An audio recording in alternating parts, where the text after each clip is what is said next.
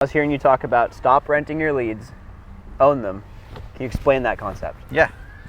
So when it comes to marketing in general, online, there's like a spectrum between like owning something and renting. And technically you don't really ever own anything. Even your website domain, like you got to pay some company every year to keep that thing going. If you stop paying, it goes away. But then there's things on the other end of the spectrum like Google ads where you pay to play. If you stop paying, you stop playing entirely. Like an analogy could be like a laundromat. So like you wear clothes, you have to do laundry. There's kind of like 3 ways to get it done. You can have a washer and dryer at your house, do your laundry whenever you want.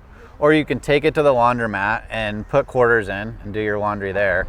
Or you can take it to a service and they do your laundry for you.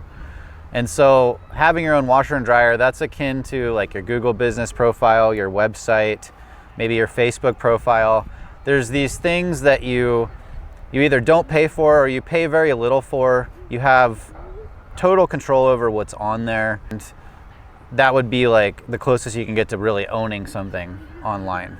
Google ads, I would say, is like going to the laundromat and putting quarters in. Like you gotta go, you gotta put the quarters in. If you don't go or you don't have any money, you don't get to do laundry that day.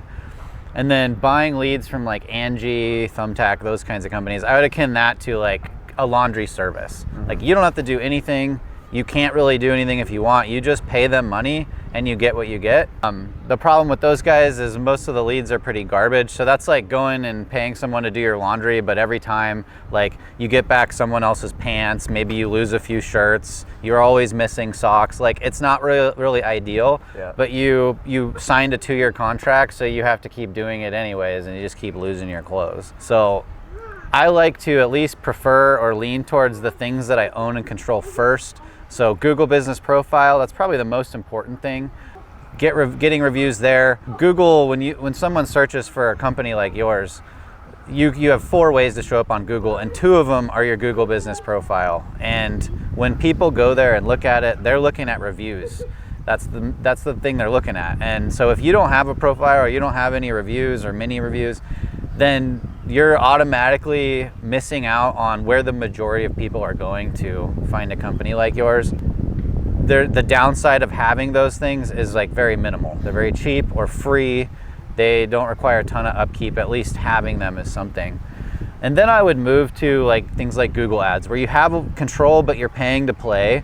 It's kind of like the next tier down where it's not as ideal as just getting customers to find you naturally and not having to pay for it every time. You do have an option to put your money down and be able to buy customers. And so that's pretty impactful.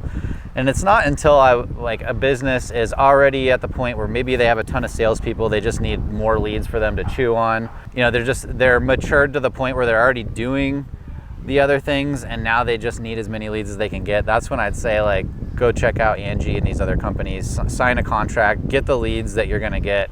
Most of them will be crappy, but if you can still turn out a little bit of a profit, it's still like a way to grow a little bit more than you could before.